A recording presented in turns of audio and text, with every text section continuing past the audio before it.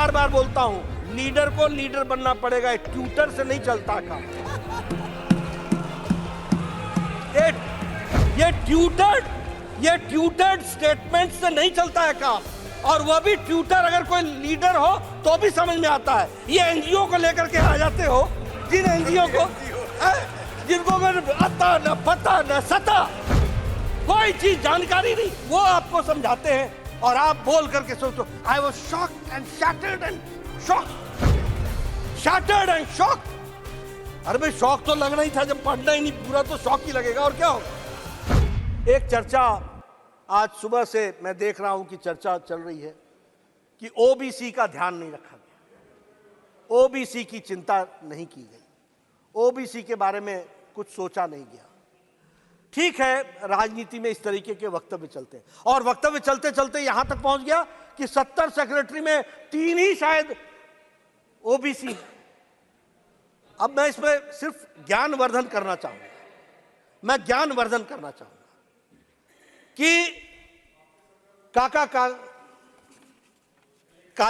कालेलकर की रिपोर्ट नेहरू जी के टाइम की कहां पड़ी हुई थी, मंडल कमीशन इंदिरा गांधी जी के टाइम पर, राजीव गांधी जी के टाइम पर कहां पड़ा हुआ था, क्या हुआ उसका, क्या कर पाए उसको। 1992 में सुप्रीम कोर्ट ने कहा कि आप सर्विसेज में ओबीसी को रिजर्वेशन दीजिए, और 1995-96 में एससी, एसटी और ओबीसी कैटेगरी सर्विसेज में जुड़ी और ऑल इंडिया सर्विसेज में जुड़ी। अब आप बताइए कि आज सेक्रेटरी के एम्पैनलमेंट का जो कट ऑफ ईयर है वो है 1992। जो सेक्रेटरीज हैं वो 1992 बैच के नीचे के लोग हैं, पहले के लोग हैं।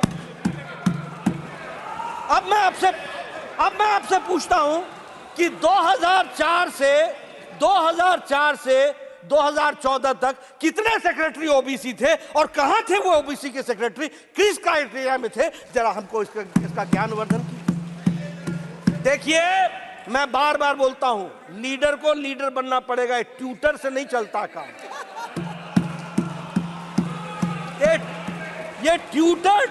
ये ट्यूटर्ड स्टेटमेंट से नहीं चलता है काम, और वह भी ट्यूटर अगर कोई लीडर हो तो भी समझ में आता है। ये एनजीओ को लेकर के आ जाते हो, जिन एनजीओ को जिनको आता न पता न सता, कोई चीज जानकारी नहीं, वो आपको समझाते हैं और आप बोल करके सोचो I was shocked and shattered and shocked. अरे भाई शौक तो लगना ही था, जब पढ़ना ही नहीं पूरा तो शौक ही लगेगा, और क्या होगा। ये परिस्थिति आकर के खड़ी होती है।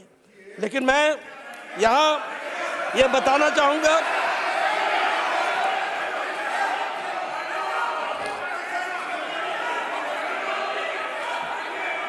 इस देश को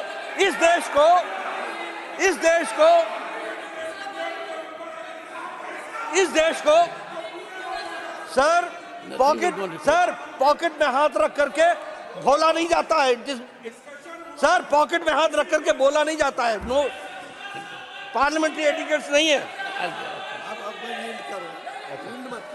सर।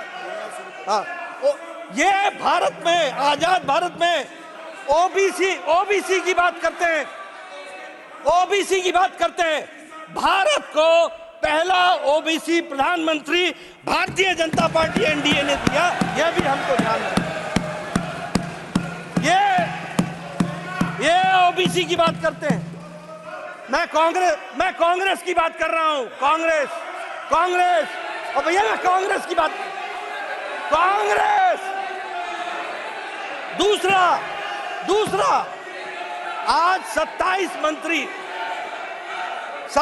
मंत्री ओबीसी के हैं, 27 मंत्री, और हमारे एमपीज। मैं सर कांग्रेस की बात कर रहा हूं, उनकी बात नहीं कर रहा हूं। देवेगौड़ा जी हमारे हैं,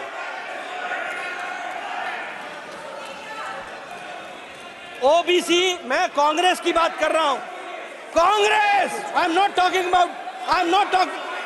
टॉकिंग अबाउट जनता दल।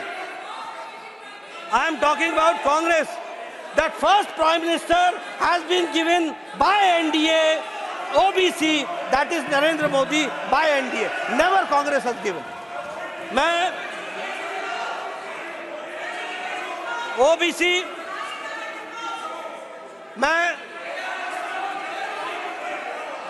मैं आउट ऑफ 303 बीजेपी के एमपी हैं, 303 में 85 यानी 29% हमारे एमपी ओबीसी के हैं। यह भी हमको ध्यान में रखना चाहिए।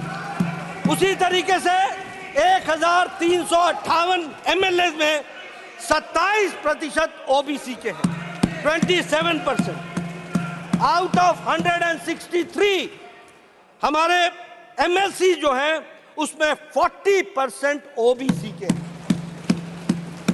मैंने जैसा कहा कि 303 एमपी में 85 यानी 29% MPs are from OBC. Out of 1358 MLAs we have 27% OBC.